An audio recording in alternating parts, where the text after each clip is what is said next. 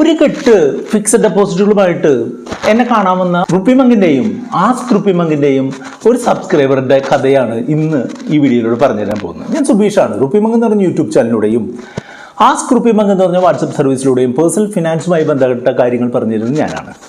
ഒരു face to face ഇൻട്രാക്ഷന് വേണ്ടിയിട്ട് ഒരു കസ്റ്റമർ നമ്മളെ കോൺടാക്ട് ചെയ്തത്. അപ്പോൾ അദ്ദേഹത്തോട് നമ്മൾ യൂഷ്വലി മീറ്റ് ചെയ്യാറുള്ള ഒരു സ്ഥലത്തേക്ക് വരാൻ പറഞ്ഞു. അപ്പോൾ അദ്ദേഹം വന്നത് ഏകദേശം 2 കോടി രൂപ മൂല്യമുള്ള ഫിക്സഡ് ഡെപ്പോസിറ്റ് റെസീറ്റുകളുടെ ഒരു കെട്ടും കൊണ്ടാണ്. ഞാൻ ചോദിച്ചു, എന്താ സംഭവം, എന്താണ്, ഞാൻ എന്ത് തരത്തിലുള്ള ഹെൽപ്പാണ് ചെയ്യേണ്ടതെന്ന് ചോദിച്ചു. അദ്ദേഹം ഒരു NRI ആണ്. അദ്ദേഹത്തിന് കിട്ടുന്ന എമൗണ്ട് എല്ലാം അദ്ദേഹം പല FDകളായിട്ട് ഇങ്ങനെ കീപ്പ് ചെയ്ത് ഏകദേശം 2 കോടി രൂപയുടെ ഒരു സമ്പാദ്യമുണ്ട്. ഇപ്പോൾ വിദേശ രാജ്യത്ത് നിന്ന് ജോലിയെല്ലാം അവസാനിപ്പിച്ച് നാട്ടിലേക്ക് സെറ്റിൽ ചെയ്യാൻ പോവുകയാണ്. അപ്പോൾ അദ്ദേഹത്തിന് അതിനെ എങ്ങനെ എഫക്റ്റീവായിട്ട് കൊണ്ടുപോകണം, അദ്ദേഹത്തിന് വലിയ റിസ്ക് എടുക്കാൻ സാധിക്കില്ല എങ്കിലും അതിൽ നിന്നൊരു മീനിങ് ഫുൾ ആയിട്ടുള്ള റിട്ടേൺ എങ്ങനെ ഉണ്ടാക്കാം എന്നുള്ളത് അദ്ദേഹത്തിന് അറിയണമായിരുന്നു. വളരെ കോമൺ ആയിട്ടുള്ള ഒരു ഇൻവെസ്റ്റ്മെന്റ് മെത്തേഡാണ് ഈ ഫിക്സഡ് ഡെപ്പോസിറ്റ് അല്ലെങ്കിൽ FD എന്ന് പറഞ്ഞിട്ടുണ്ടെങ്കിൽ. ബാങ്കുകളിൽ, പോസ്റ്റ് ഓഫീസുകളിൽ, അർദ്ധ സർക്കാർ സ്ഥാപനങ്ങളിൽ, നോൺ ബാങ്കിങ് ഫിനാൻസ് കമ്പനികളിൽ, ചില കമ്പനികളുടെ ഡെപ്പോസിറ്റുകളിലൊക്കെ നമുക്ക് ഒരു നിശ്ചിത എമൗണ്ട് ഒരു നിശ്ചിത കാലത്തേക്ക് ഒരു നിശ്ചിത ഇൻട്രസ്റ്റ് റേറ്റ് തരുന്ന സംവിധാനമാണ് ഈ ഫിക്സഡ് ഡെപ്പോസിറ്റ്. നിക്ഷേപം നമ്മൾ നടത്തുന്നത് ഒറ്റ തവണയായിട്ടാണ് നടത്തുക. അതായത് ഇപ്പോൾ ഇദ്ദേഹത്തിൻ്റെ കേസിലാണെന്നുണ്ടെങ്കിൽ ഇദ്ദേഹം ചിലപ്പോൾ 1 ലക്ഷം രൂപ ഒരു വർഷത്തേക്ക് ഇത്ര ശതമാനം റിട്ടേൺ തരാം എന്ന് പറഞ്ഞുകൊണ്ട് ഇദ്ദേഹം നിക്ഷേപിച്ചിരിക്കാം. അത് അത്തരമൊരു നിക്ഷേപത്തിനെയാണ് ഫിക്സഡ് ഡെപ്പോസിറ്റ് എന്ന് പറയാം. ആ ഒരു കാലാവധി എത്തുമ്പോൾ എന്ത് സംഭവിക്കുന്നു വെച്ചാൽ അത് വരെയുള്ള ഇൻട്രസ്റ്റും ആ മുതലും അദ്ദേഹത്തിന് തിരികെ കിട്ടും. ബേസിക്കായിട്ട് ഇതാണ് ഫിക്സഡ് ഡെപ്പോസിറ്റ്. ഇടക്കാലം വെച്ച് നമുക്കതിൽ പിൻവലിക്കുന്നതിന് ഫിക്സഡ് ഡെപ്പോസിറ്റുകൾ സാധിക്കും. പക്ഷേ പ്രശ്നം എന്താണെന്ന് വെച്ചാൽ നമ്മൾക്ക് അഷ്വർ ചെയ്തിട്ടുള്ള റിട്ടേൺ നമുക്ക് കിട്ടില്ല എന്ന് മാത്രമേ ഉള്ളൂ. പലരും നമ്മളോട് ചോദിക്കാറുണ്ട്, ഞാൻ ട്രഷറിയിൽ 1 ലക്ഷം രൂപ ഇൻവെസ്റ്റ് ചെയ്തു, ഞാൻ 10 വർഷത്തേക്കാണ് നിക്ഷേപിച്ചത്, 2 വർഷം കഴിഞ്ഞപ്പോൾ എനിക്ക് അത് പിൻവലിക്കണം, അപ്പോൾ എനിക്ക് എന്ത് നഷ്ടമാണ് വരിക എന്നുള്ള രീതിയിലൊക്കെ ആളുകൾ ചോദ്യങ്ങൾ ചോദിക്കാറുണ്ട്. കൃത്യമായിട്ടുള്ള ആൻസർ എന്താണെന്ന് വെച്ചാൽ 1 ലക്ഷം രൂപ നിങ്ങൾ 10 വർഷത്തേക്ക് ഇട്ട് കഴിഞ്ഞാൽ ഏകദേശം ഇപ്പോഴത്തെ ഒരു കണക്കനുസരിച്ച് ഒരു മാസം 625 രൂപ കിട്ടും. ഇപ്പോൾ ഒരു 20 മാസമൊക്കെ ആയി കഴിഞ്ഞിട്ടുണ്ടെന്നുണ്ടെങ്കിൽ നിങ്ങൾക്ക് 12,500 രൂപ നിങ്ങൾക്ക് ഇൻട്രസ്റ്റ് കിട്ടിയിട്ടുണ്ടാവും.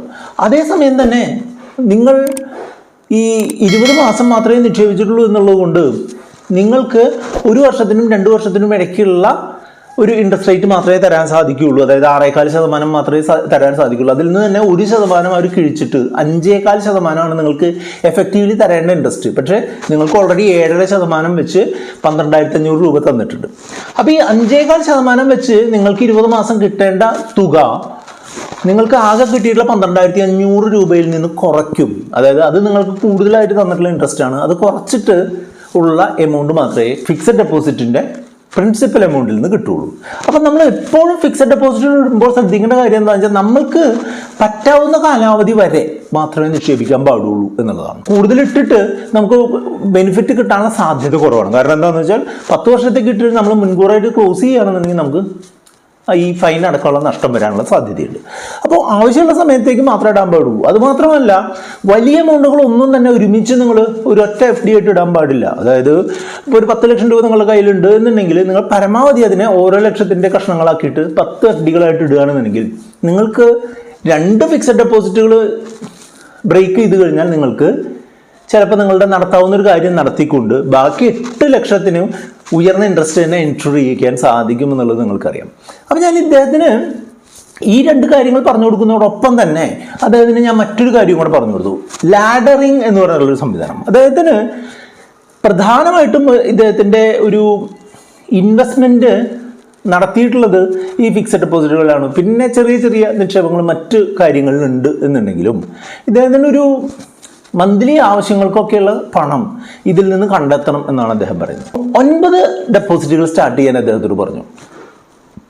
3 ദിവസ കാലയളവിൽ, 3 മാസക്കാലയളവിൽ, 3 വർഷക്കാലയളവിൽ. 1ാമത്തെ ഡെപ്പോസിറ്റ് ചെയ്യേണ്ടത് ഇപ്പോൾ ആദ്യത്തെ ആഴ്ചയാണ് നമ്മൾ ചെയ്യുന്നതെന്നുണ്ടെങ്കിൽ അത് 3 ആഴ്ചത്തേക്ക് ഇടുക. ഉദാഹരണമായിട്ട് പറയുകയാണെങ്കിൽ 1-ാം തീയതിയാണ് ഈ ഡെപ്പോസിറ്റ് ഇടുന്നതെങ്കിൽ 1-ാം തീയതിയുള്ള ഡെപ്പോസിറ്റ് 22-ാം തീയതിയാണ് മെച്യൂർ ആവുക. 22-ാം തീയതി കഴിഞ്ഞിട്ട് പിന്നെയും ഒരു 3 ആഴ്ച, അതായത് 21 ദിവസം കഴിഞ്ഞിട്ട് വീണ്ടും അത് ഓട്ടോ റിന്യൂവലായിട്ട് പോകും.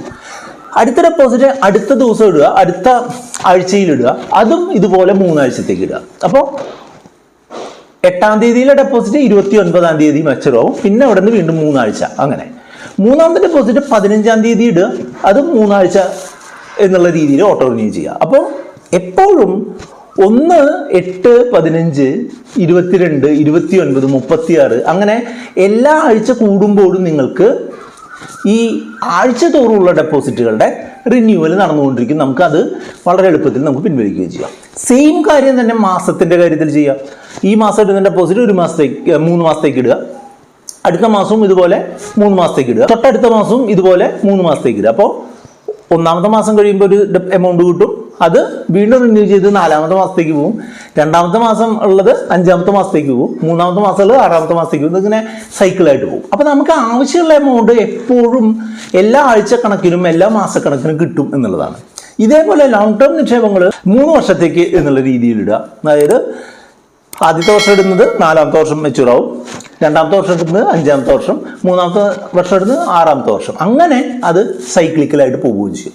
അപ്പം ഇതാണ് ശാസ്ത്രീയമായിട്ടുള്ള ലാഡറിങ് എന്ന് പറഞ്ഞിട്ടുള്ള രീതി. ഈ രീതി അവലംബിക്കാനായിട്ട് അദ്ദേഹത്തോട് കുറച്ച് എമൗണ്ട് അങ്ങനെ ഇത് ചെയ്യാനായിട്ട് പറഞ്ഞു. പക്ഷേ ഈ FD മാത്രം നിക്ഷേപിച്ചുകൊണ്ട് കാര്യമൊന്നും ഇല്ല എന്നുള്ളതാണ് എൻ്റെ പേഴ്സണൽ അഭിപ്രായം. കാരണം എന്താണെന്ന് വെച്ചാൽ FD നമ്മൾക്ക് സുരക്ഷിതത്വം തരുമെങ്കിലും അതിന് 2-3 പ്രശ്നങ്ങളുണ്ട്. ഒന്നാമത്തെ കാര്യം എന്താണെന്ന് വെച്ചാൽ ഈ ഇടയ്ക്ക് വെച്ച് പിൻവലിക്കുമ്പോൾ വരുന്ന വലിയ തോതിലുള്ള നഷ്ടം.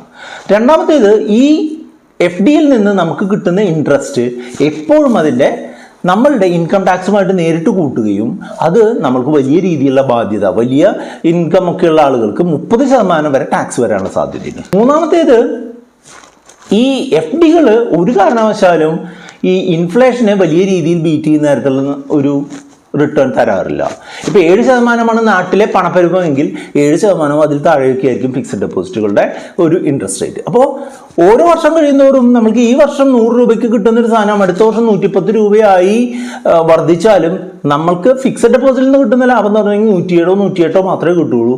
അപ്പോഴും നമ്മൾ 2 രൂപ കൂട്ടിയിട്ട് വേണം സെയിം സാധനം അടുത്ത വർഷം വാങ്ങാൻ. അപ്പോൾ നമ്മളുടെ പൈസയുടെ പർച്ചേസിങ് പവർ കുറയുന്നു എന്നുള്ളതാണ് ഫിക്സഡ് ഡെപ്പോസിറ്റുകളെ മൂന്നാമത്തേത് ഏറ്റവും പ്രധാനപ്പെട്ടതുമായിട്ടുള്ള ദോഷം.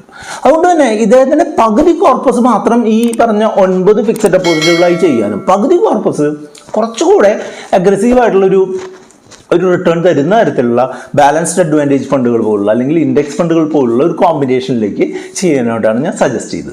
അദ്ദേഹത്തിൻ്റെ ഒരു സ്പെസിഫിക് ആയിട്ടുള്ള ആവശ്യത്തിനും അദ്ദേഹത്തിൻ്റെ ഒരു റിട്ടേൺ എക്സ്പെക്റ്റേഷനും ഒക്കെ മാച്ച് ചെയ്യുന്ന രീതിയിലാണ് ചെയ്തിട്ടുള്ളത്. നിങ്ങളുടെ കാര്യവുമായിട്ട് ചിലപ്പോൾ ഇതിന് സാമ്യം ഉണ്ടാവുമെങ്കിലും നിങ്ങളുടെ സ്പെസിഫിക് ആയിട്ടുള്ള ആവശ്യങ്ങൾ മനസ്സിലാക്കിക്കൊണ്ട് നിങ്ങൾക്ക് എന്തെങ്കിലും സപ്പോർട്ട് ഇതുപോലുള്ള സപ്പോർട്ട് വേണമെന്നുണ്ടെങ്കിൽ നമ്മുടെ വാട്സപ്പ് നമ്പർ ആയിട്ടുള്ള 8848030018 നിങ്ങൾക്ക് കോൺടാക്ട് ചെയ്യാം. ഫിക്സഡ് ഡെപ്പോസിറ്റുകളെ പറ്റി പറയുമ്പോൾ എപ്പോഴും നമ്മൾ പറഞ്ഞു കൊടുക്കാറുള്ള ഒരു കാര്യം എന്താണെന്ന് വെച്ചാൽ RBIയുമായിട്ട് കൃത്യമായിട്ടുള്ള രീതിയിലുള്ള ബന്ധമുള്ള സ്ഥാപനങ്ങളിൽ മാത്രം നിക്ഷേപിക്കുക എന്നുള്ളതാണ്. അംഗീകൃതമായിട്ടുള്ള ബാങ്കുകളിൽ, അംഗീകൃതമായിട്ടുള്ള സ്ഥാപനങ്ങളിൽ മാത്രം നിക്ഷേപിക്കുക. അല്ലാതെ RBIയുടെ അംഗീകാരമില്ലാത്ത യാതൊരുവിധ ഇൻവെസ്റ്റ്മെൻറ്റുകളും ഫിക്സഡ് ഡെപ്പോസിറ്റുകൾ ചെയ്യരുത് എന്നാണ് ഞാൻ പറയുക. കാരണം എന്താ, ഫിക്സഡ് ഡെപ്പോസിറ്റ് നമ്മൾ ഇടുന്നത് നമ്മളുടെ പൈസയുടെ സുരക്ഷിതത്വത്തിനും നമ്മൾക്ക് ആവശ്യമുള്ളപ്പോൾ എടുക്കാനും നമ്മൾക്ക് താരതമ്യേന തെറ്റില്ലാത്തൊരു റിട്ടേൺ കിട്ടുന്നതിനുമായിട്ടാണ്. അപ്പോൾ റിട്ടേൺ എന്നുള്ളത് മൂന്നാമത്തെ ഒരു കാര്യം മാത്രമാണ്. സുരക്ഷിതത്വമാണ് ഏറ്റവും പ്രധാനം എന്നുള്ളതുകൊണ്ട് RBIയുടെ അംഗീകാരമുള്ള സ്ഥാപനങ്ങളിൽ മാത്രം നിക്ഷേപിക്കുക. അത് തന്നെ പല സ്ഥാപനങ്ങളിലായിട്ട് നിക്ഷേപിക്കുക എന്നുള്ളതാണ്. ഇപ്പോൾ നിങ്ങൾക്ക് ഒരു 25 ലക്ഷം രൂപയുണ്ട് എന്നുണ്ടെങ്കിൽ 5 ലക്ഷത്തിൻ്റെ ഗഡുക്കളായിട്ട് 5 സ്ഥലങ്ങളിലായിട്ട് നിക്ഷേപിക്കുക. ഈ 5 ലക്ഷത്തിന് കണക്ക് എന്താണെന്ന് വെച്ചാൽ ബാങ്കുകളിൽ ഡെപ്പോസിറ്റ് ക്രെഡിറ്റ് ഗ്യാരണ്ടി കോർപ്പറേഷൻ്റെ ഒരു ഇൻഷുറൻസ് ഉണ്ട്. ഒരു പാൻ നമ്പറിലുള്ള ഒരാൾക്ക് ഒരു ബാങ്കിൽ നിന്ന് 5 ലക്ഷം രൂപ വരെ ആ ബാങ്ക് പൊളിഞ്ഞാൽ പൈസ എടുക്കാം എന്നുള്ളതാണ്. കുറച്ചൊരു എമൗണ്ട് അദ്ദേഹത്തോട് ഞാൻ മറ്റൊരു പ്രധാനപ്പെട്ട ഒരു നിക്ഷേപത്തിൽ കൂടെ ട്രൈ ചെയ്യാനായിട്ട് സജസ്റ്റ് ചെയ്തിട്ടുണ്ടായിരുന്നു. അതെന്താണെന്ന് വെച്ചാൽ വിൻവെൽത്തിൻ്റെ ബോണ്ടുകളാണ്. നിങ്ങൾ ഈ വീഡിയോ ഡിസ്ക്രിപ്ഷനിൽ ലിങ്ക് ഉപയോഗിച്ച് വിൻവെൽത്തിൻ്റെ അക്കൗണ്ട് ഓപ്പൺ ചെയ്ത് കഴിഞ്ഞിട്ടുണ്ടെങ്കിൽ നിങ്ങൾക്ക് നോൺ ബാങ്കിങ് ഫിനാൻസ് കമ്പനികളുടെ ബോണ്ടുകളിൽ നിങ്ങൾക്ക് നിക്ഷേപിക്കാം.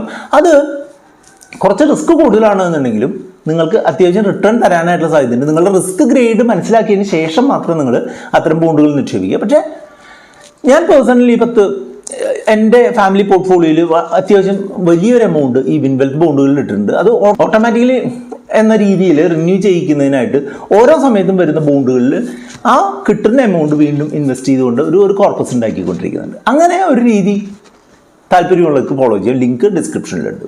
അപ്പം ഞാൻ പറഞ്ഞു വന്നത് എന്താണെന്ന് വെച്ചാൽ, നമ്മുടെ കയ്യിൽ വലിയൊരു കോർപ്പസ് ഉണ്ട്, അത് നമ്മുടെ റിട്ടയർമെൻറ്റ് ആവശ്യത്തിനൊക്കെയാണ് എന്നുണ്ടെങ്കിൽ നമുക്ക് ഇൻഫ്ലേഷനെ ബീറ്റ് ചെയ്യാതെ മുന്നോട്ട് പോകാനായിട്ട് ശ്രമിക്കണം എന്നുള്ളതാണ് ഏറ്റവും പ്രധാനം. ഇന്നത്തെ ചിലവ് 10,000 ആണെന്നുണ്ടെങ്കിൽ അടുത്ത കൊല്ലം തീർച്ചയായിട്ടും ഒരു 11,000 എങ്കിലും ആയിരിക്കും നമ്മുടെ ചിലവ്. അതിന് വേണ്ടിയിട്ട് ഫിക്സഡ് ഡെപ്പോസിറ്റുകൾ മാത്രം പോരാ, എങ്കിൽ തന്നെ ഫിക്സഡ് ഡെപ്പോസിറ്റുകൾ ഉണ്ടാവുന്നത് അത്യാവശ്യമായിട്ടുള്ള കാര്യമാണ്. കാരണം എന്താ, നമ്മൾക്ക് സ്റ്റോക്കിലോ മ്യൂച്വൽ ഫണ്ടിലോ ഒക്കെ നിക്ഷേപിച്ചാൽ ഉണ്ടാവുന്ന ഒരു വൊളാറ്റിലിറ്റിയെ മാനേജ് ചെയ്യുന്നതിനായിട്ട് കുറച്ച് എമൗണ്ട് നമ്മൾ എപ്പോഴും എന്തിലും കീപ്പ് ചെയ്യണം, ഫിക്സഡ് ഡെപ്പോസിറ്റിലും കീപ്പ് ചെയ്യണം. അപ്പം അങ്ങനെ ഒരു ബാലൻസ്ഡ് ആയിട്ടുള്ള രീതിയാണ് നമ്മൾ എല്ലാ കാര്യങ്ങൾക്കും ചെയ്യേണ്ടത്. നമ്മളുടെ ഏതൊക്കെ ഗോളായാലും, നിങ്ങൾക്കിപ്പോൾ കുട്ടികളുടെ വിദ്യാഭ്യാസം ആയാലും, നിങ്ങൾക്ക് നിങ്ങളുടെ റിട്ടയർമെൻ്റ് ആയാലും, കുട്ടികളുടെ മാരേജ് ആയാലും, അതിനെല്ലാത്തിനും നമ്മൾ ഈ ഗോളിന് അടുത്തേക്ക് എത്തുമ്പോൾ നമ്മുടെ കയ്യിൽ കൂടുതലും ഫിക്സഡ് ഡെപ്പോസിറ്റുകൾ പോലുള്ള നിക്ഷേപങ്ങളും കുറച്ച് മാത്രം സ്റ്റോക്കുകൾ അല്ലെങ്കിൽ മ്യൂച്വൽ ഫണ്ടുകൾ പോലുള്ള നിക്ഷേപങ്ങളാണ് വേണ്ടത്. എങ്കിൽ മാത്രമേ നമുക്ക് പൈസയ്ക്ക് ആവശ്യം വരുമ്പോൾ അതിൽ നിന്ന് വലിയ നഷ്ടമില്ലാതെ തിരിച്ചെടുക്കാനും സമാധാനം ഉണ്ടാവുകയുള്ളൂ. അപ്പോൾ എപ്പോഴും നമ്മൾ ശ്രദ്ധിക്കേണ്ടത് നമ്മളുടെ ഓരോ ഗോളിനും ഒരു അസറ്റ് ബാലൻസ് ഉണ്ടാവണം എന്നുള്ളതാണ്. അപ്പോൾ അതിനെ പറ്റിയിട്ട് കൂടുതൽ എന്തെങ്കിലും അറിയണം എന്നുണ്ടെങ്കിൽ നമ്മുടെ വാട്സപ്പ് നമ്പർ ആയിട്ടുള്ള 8848030018 നിങ്ങൾക്ക് കോൺടാക്ട് ചെയ്യാം. വീഡിയോ ലൈക്ക് ചെയ്യാനും കമൻറ്റ് ചെയ്യാനും കൂട്ടുകാരുമായിട്ട് ഷെയർ ചെയ്യാനും മറക്കരുത്. ഇതുമായിട്ട് ബന്ധപ്പെട്ട് 2 വീഡിയോകളാണ് അവിടെ കാണുന്നത്. അത് കണ്ടുകൊണ്ട് നിങ്ങൾക്ക് മുന്നോട്ട് പോകാം.